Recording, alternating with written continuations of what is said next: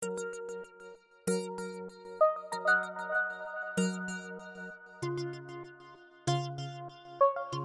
et bienvenue dans cette nouvelle vidéo. On se retrouve aujourd'hui pour parler filage.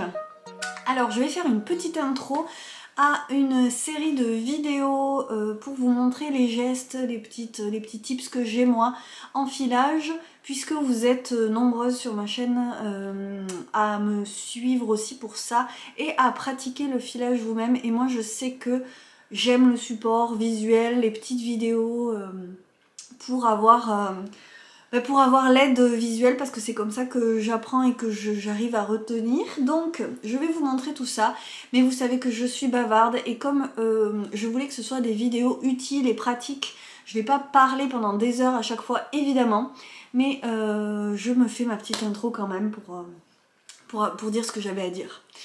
Du coup, je vais faire cette petite série, je pense, avec ces fibres qui sont un sister set que l'on m'a offert. C'est de la Spindle and Stitches. Hop, alors je vous ai fait déjà un petit clip.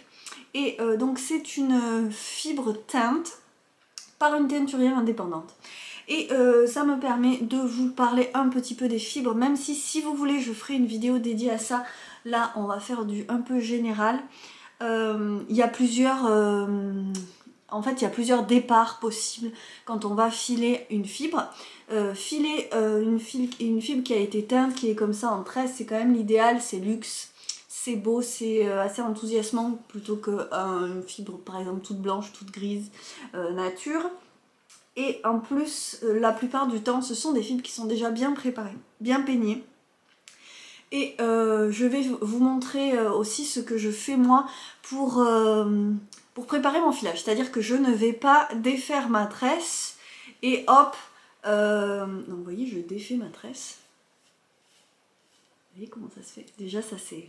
Alors faut savoir que je vois le filage comme un ensemble de choses absolument délicieuses et je savoure chaque moment, même ceux qui m'agacent.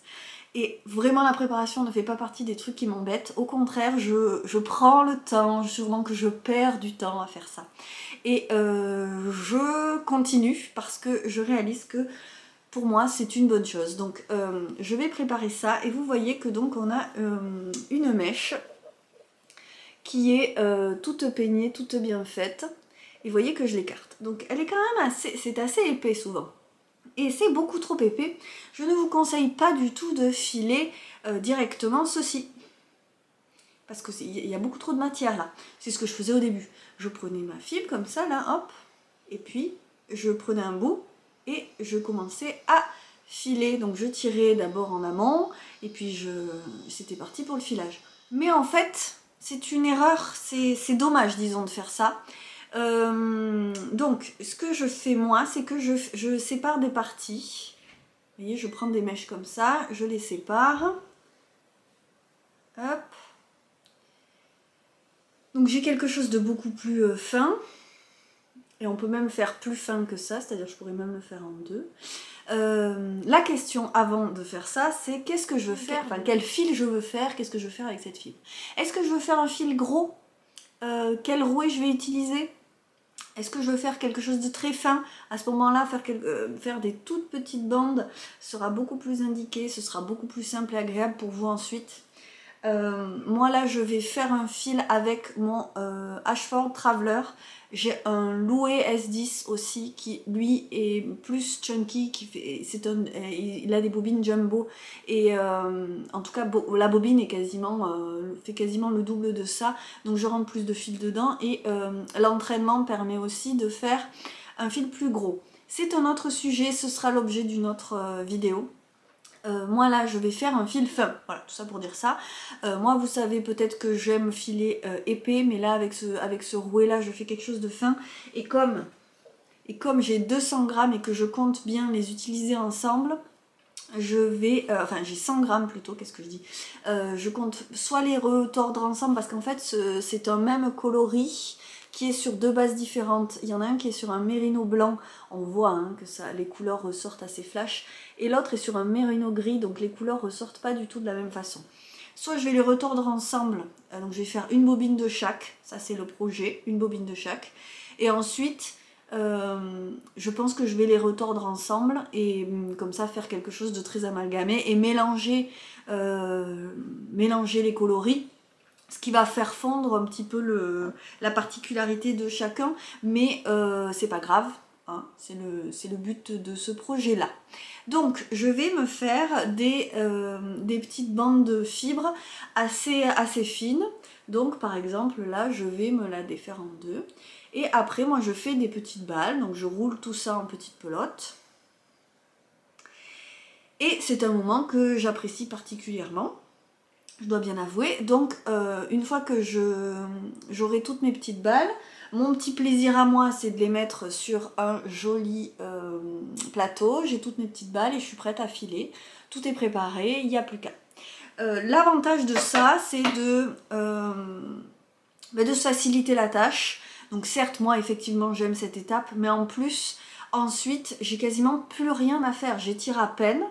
Et c'est parti. Alors que si j'avais gardé ma grosse nappe comme ça, c'est infernal en fait. On part dans un côté, puis alors on descend par ici, on n'en prend qu'une partie, donc on arrive là, et puis alors après pour la jonction, on n'a pas un fil régulier, c'est pas du tout, même si par exemple vous êtes en train de commencer, je vous conseille vraiment de préparer d'abord vos fibres. Alors, quelle que soit la nappe d'origine, ça peut être une nappe cardée, ça peut être une fibre plus rustique, préparez. Préparez parce qu'en fait, c'est le début du boulot et vous mâchez le travail et surtout, vous allez vous faciliter le travail ensuite et prendre plus de plaisir. On est quand même là pour ça. Je pense qu'on est là pour ça. Donc, c'est un départ. Vous voyez que là, vous voyez les... Oh, vous voyez mal à cause de la couleur, je vous mets de travers comme ça, vous voyez que là il y a un peu de rouge. Donc là il y a des taches de couleur. Moi je vais vous parler d'un filage instinctif, qui se prend pas trop la tête. J'aime mélanger les couleurs, tout ça. Bon, mais vous pouvez aussi choisir à ce moment-là de sélectionner des couleurs par exemple. Donc de séparer des sections colorées. Et comme ça, de travailler votre fil de façon plus structurée. Par exemple, de réfléchir aux successions colorées qu'il va y avoir ensuite dans votre fil ensuite. D'où donc l'intérêt de réfléchir en amont. Avant de commencer à filer, il y a un petit boulot à faire, savoir quel est l'objectif du filage, quel est le fil que vous allez vouloir obtenir. Ce coloris-là ne s'y prête pas. Mais certains coloris vont peut-être vous donner l'opportunité de mieux choisir. Donc soit de mélanger toutes les couleurs sans vous poser de questions, ce qui sera le cas dans ma méthode à moi, de prendre ça comme ça, parce que du coup vous allez filer au feeling comme ça, comme le coloris vient, mais du coup la bande d'après aura à peu près les mêmes coloris, mais ils seront mélangés bien après. Donc moi si je voulais, si j'avais mettons du jaune ici, un peu plus de bleu ici, j'imagine, il faudrait que je sépare ces parties là et qu'après je puisse ordonner ma couleur. C'est pas du tout mon genre, c'est pas non plus trop le propos dans les coloris que je file, mais on sait jamais, ça viendra peut-être. Et je l'aurais casé, c'est vrai que il faut y penser avant. Voilà, du coup je vais m'occuper de faire mes petites balles et ensuite on va passer au filage. Bon, moi j'aime vraiment que les couleurs soient mélangées. Donc vous voyez là il y a du jaune, j'ai envie que ce jaune il se retrouve un petit peu partout dans mon fil ensuite et pas à un seul endroit de façon plus conséquente. Donc je vais séparer donc voilà, là je vais à peu près en faire 3 brins. Et vous voyez là il y a du rouge, donc à chaque fois il y a du rouge qui va se fondre. Alors ça va diluer le coloris, mais moi j'aime bien ça, vous voyez.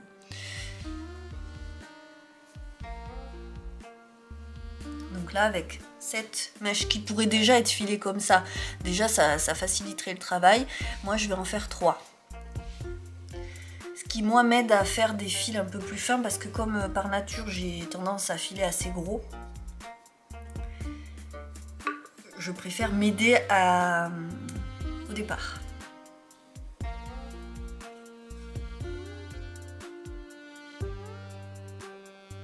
Alors là on sépare au nom, ceux-là par exemple je vais les laisser ensemble, ça va me faire une longueur. Et ensuite, tout simplement, je fais une petite balle.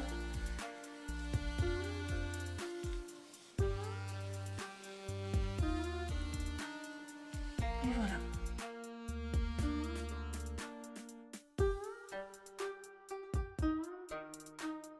Là, je tire un peu parce que ça va m'étirer, hop. Ça sera d'autant plus préparé. Et voilà, après c'est parti, on continue avec toute la tresse. Là, quand c'est un peu épais, je trouve ça un peu épais. Donc je vais étirer la fibre. Elle sera d'autant plus, si vous voulez, prête et uniforme avec le reste. Hop, voilà.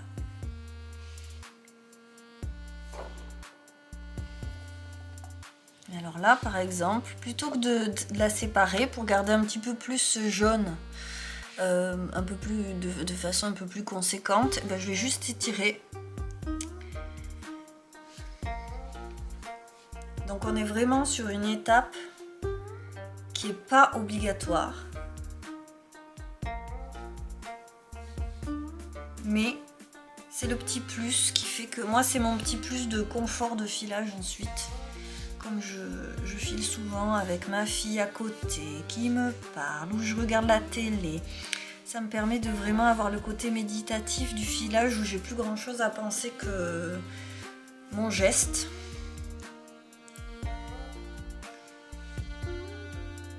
Voilà, donc ça c'est une façon par exemple de mieux préparer en l'avance sans dénaturer le coloris qui là est assez uniforme. Donc bon, de toute façon il n'y avait pas trop de risque de dénaturer. Bon, quand on fait ça évidemment on évite trop de trop frotter. On est toujours précautionneux avec une fibre qui est encore tout juste peignée. Voilà. Et donc ça c'est mon petit bonheur à moi, d'avoir mon plateau avec en perspective des heures de filage. C'est de la douceur et en perspective. Et donc il me reste celui-là à faire.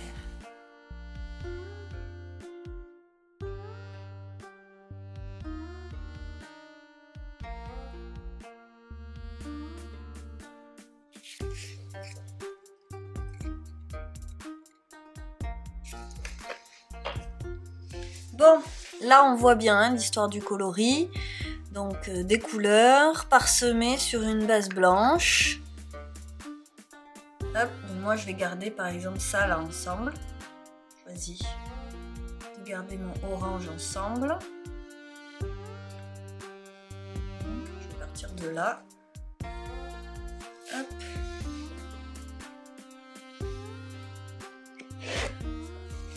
Et c'est parti.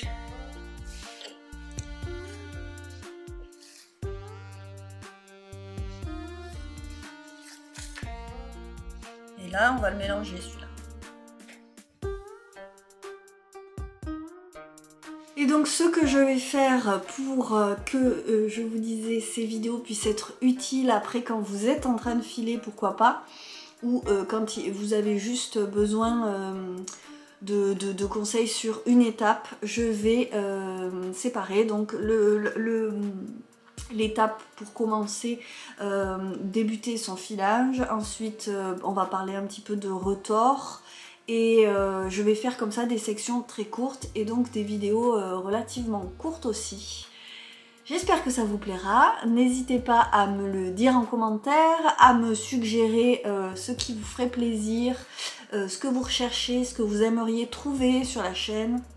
Voilà, n'hésitez pas, je suis là pour ça, j'écoute et je suis toujours très reconnaissante qu'on me fasse des recommandations. Voilà, donc je vous laisse, on se retrouve pour la suite ensuite du filage dans une autre vidéo.